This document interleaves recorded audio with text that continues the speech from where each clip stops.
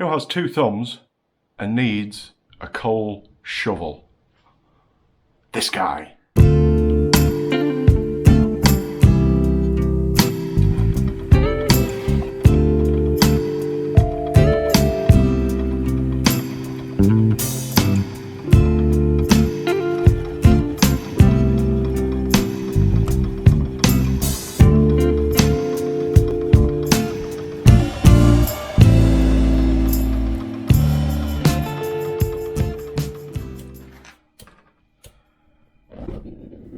New camera, bought some new editing software, bought some more lighting, got a new bottle of propane, included some royalty-free cheesy jazz music. Thanks for coming along for another episode of Anchor Designs. Today we're building a coal shovel, scoop, whatever you want to call it. We're building it. It ain't perfect, it ain't pretty, but it works. Come along for the ride. Let's get started.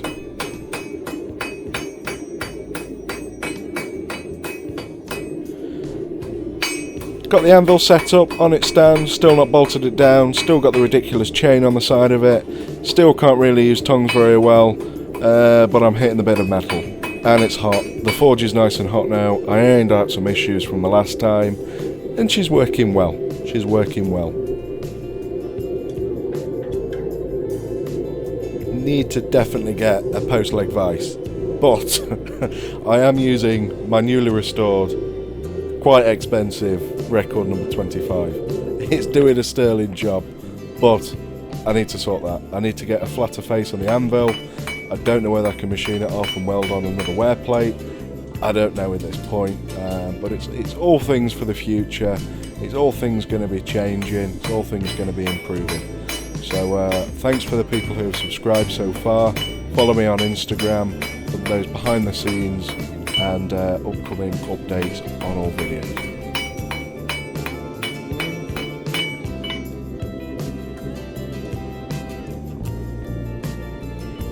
Effectively what we've got for blacksmithing wise, for making this simple tool, I've got an anvil I paid very little for. Yes, it's not in great condition. I've got a builder's trestle with a 40 quid forge on there, and I bought some rebar from a local builder's merchant. So for blacksmithing, if you wanted to have a go, it's cheap as anything to get started. You don't need an anvil like this. There's loads of videos of amazing people out there making them out of railway anvils, welding them together, multiple ones to make a bigger surface. You know, I'm looking at the minute as well for making a one out of all of laser cutting, so lots of layers of 10mm wear plates, getting started, and I think it might be quite successful. I'm not 100% sure yet. It's all going to bolt together through it. It's going to be a really big, full-size anvil. Will it work? I don't know. Will it have the rebound required? I don't know, but it's something, an upcoming project I'd love to do. I'm always trying new things. This is the first time I've ever tried to drift a hole before, and to be honest, it was really easy. It's not straight, it's not in the middle, but it was easy. I've got these long punches, they came in really handy. I couldn't hold it, so I've used some vice grips, put them between my legs, protect the area, and just get drifting. I think a lot of the blacksmith videos that you watch, there's a degree of fear that's sort of injected into them, not through the makers or anything like that. I just think it's completely different. You know, you're sticking a bit of metal in something that's really hot, and you know, you're manipulating material and metal like you never have done before. And for me, I've never done anything like this. Sheet metal, machining, woodworking, that type of thing. Yeah, it doesn't really faze me. But I've got to say, it's easy. You know, it's not difficult. You know, and I haven't made a pretty job of doing it. But something like this, practice.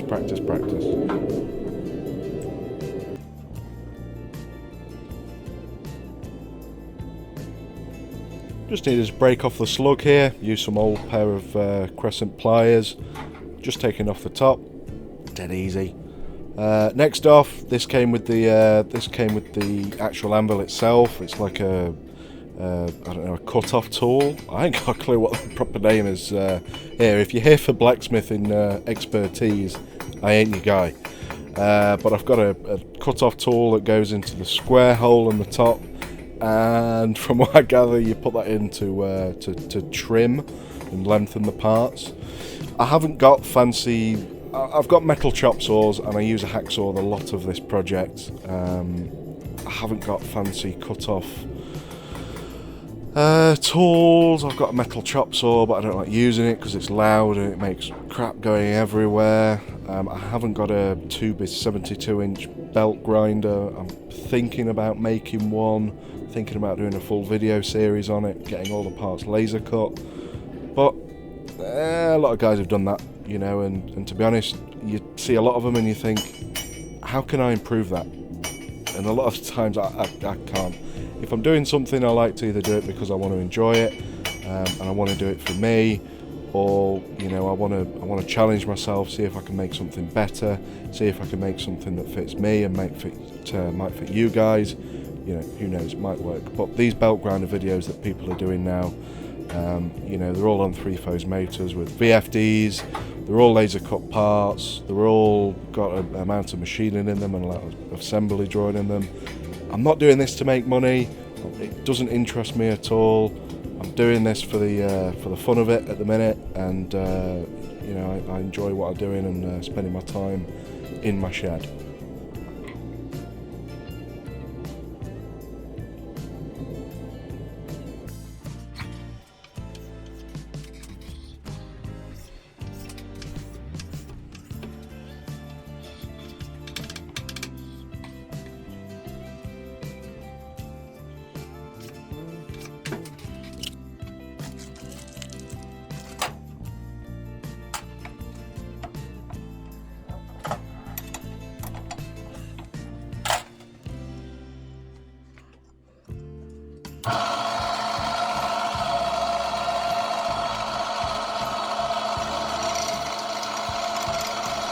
Yeah, I'm cheating a little bit.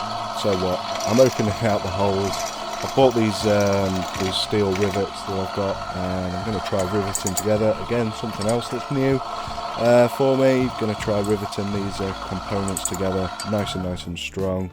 If I break this, by the end I've finished it, I'll be amazed. It's built like a tank, and it's going to do its purpose. So here I'm using a transfer punch. So from the drilled hole, I've got a nice bore, and I'm going to use the transfer punch into the spade part of the scoop shovel, and drill them out. I'm not doing it on the thin sheet because I'll just warp it, and it'll look horrific. I don't want to do that. I've got a drill. If you haven't got a drill, use a punch.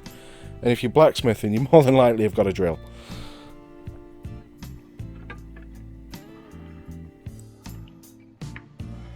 It was Black Friday a few weeks ago. I bought myself a new camera. I'm still working out the settings. I don't know why it's doing this sort of rippled effect. I'm not sure. I don't know if it's the frames and because it can't keep up with the rotation of the chuck. That's the only thing I can kind of think it is. I have no idea.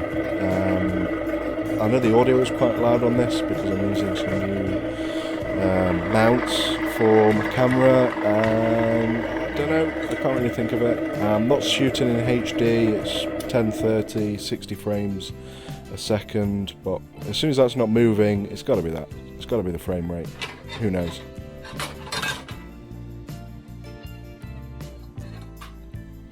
Transfer punches, best tool invented, 100%. So handy. Look at that. Even a heathen like me can do it. Worth getting. 20 quid, I think a set of transfer punches are. 20 quid. And you don't need to use them heavy or be rough with them. You just use them as a tap and then use a normal centre punch. Here I haven't got any, I'm not sure, I've always called them rivet snaps, and they're usually a cylindrical shape with a dome head, usually with a round nose cutter. I haven't got that. I've got a bit of angle iron and I used 11mm drill bit to push in there to try and keep the dome head from flattening out. It seemed to work okay, and I'm just going around marking everything and having reducing the length of the rivets. In hindsight, being how wonderful it is, I would have probably left these the length that they are, because rivet lengths, I've always struggled to make sure they're the right length. In aerospace, everything I dealt with was aluminium rivets, and you just cut them down to size, and it kind of, you can guess. Steel rivets, this is the first time I've used steel rivets, and the material just seems to disappear, so no idea. Bit confusing to me. No for next time.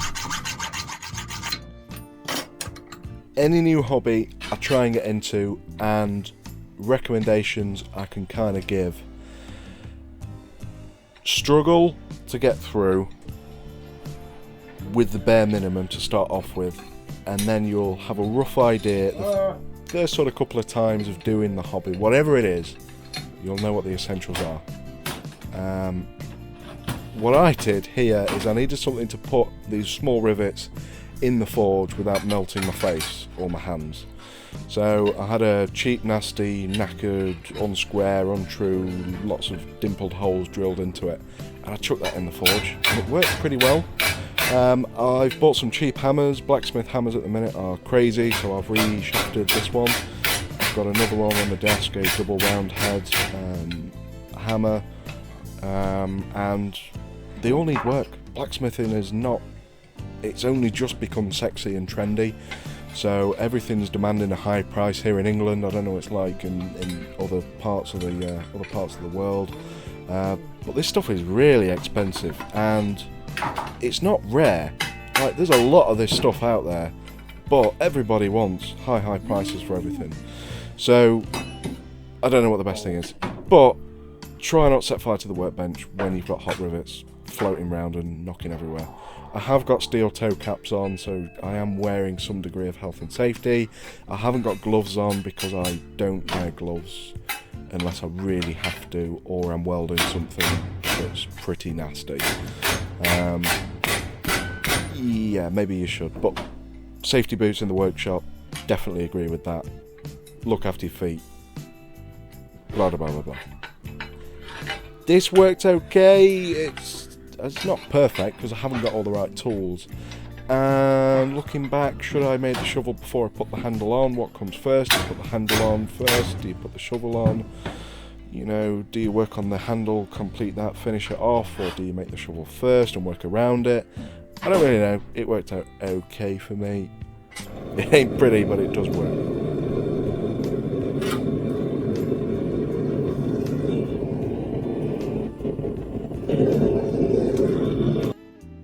Okay, I think it's pretty safe to say I would be a pretty terrible ship builder. But if I can't make a shovel functional, it ain't worth doing. I've built a forge, I have bought some hammers. I'm going to make something.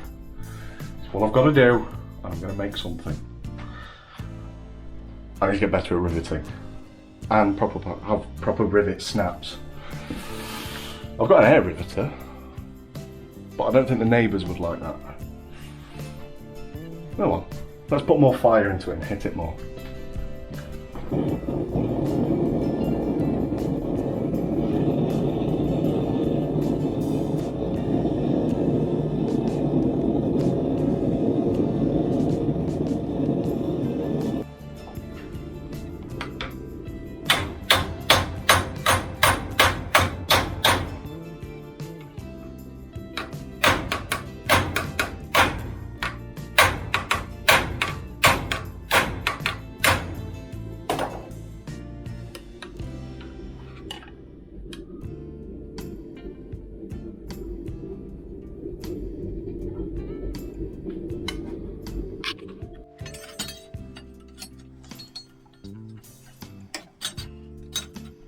It's rustic. It's all right.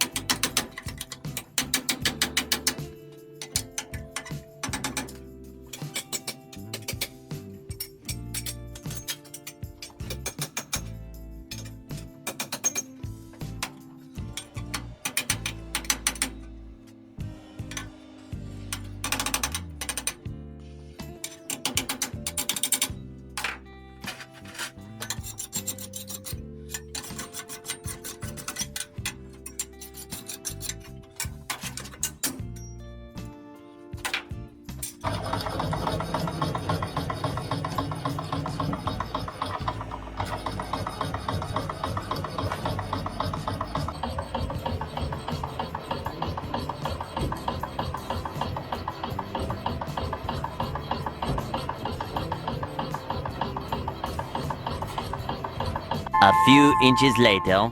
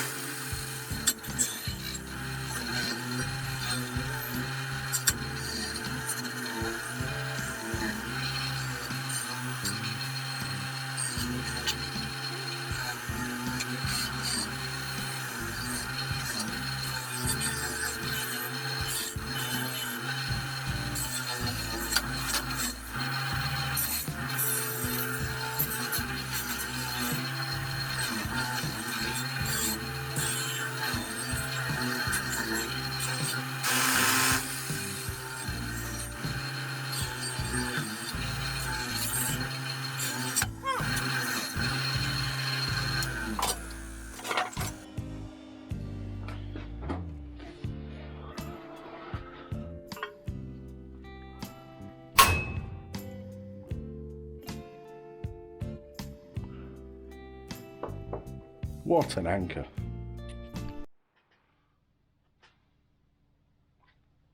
I made a shovel. Shovel complete. Old shovel. Not a very good shovel. I tried welding it and it's made out of sheet metal and it's pretty terrible and I really don't like using it. And it hasn't got the right angle.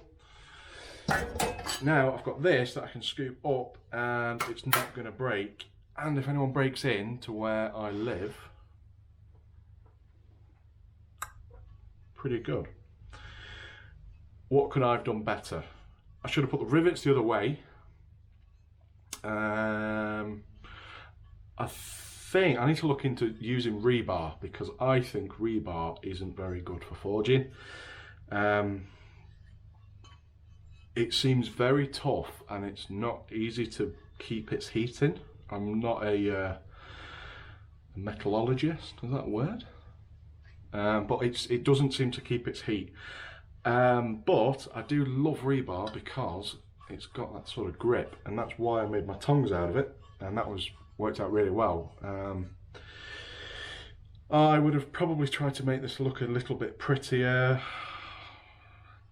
Probably wouldn't have used a drift to drift the holes out because they're not in the middle. Just drill them out. I know I'm not a blacksmith, and I'm never going to be a blacksmith, but it is nice to try it. And to be honest, I had some really nice snap-on punches, drift long bar punches, and I've kind of ruined one doing it. So I'm probably not going to do that again and just drill out the holes. I don't need to prove anything because I'm not a blacksmith. But I think all in all it's okay. It's functional. It isn't pretty, but it will do. And it will shovel. And it will probably last longer than this one. And it fits in the corners more because it's square. And this is just made out of tin. It's not very good. And this is nice and sturdy. It ain't pretty, but it will do. That's exactly what my missus said to me. And on that note, thanks guys, see you next time. Here comes the spaceship.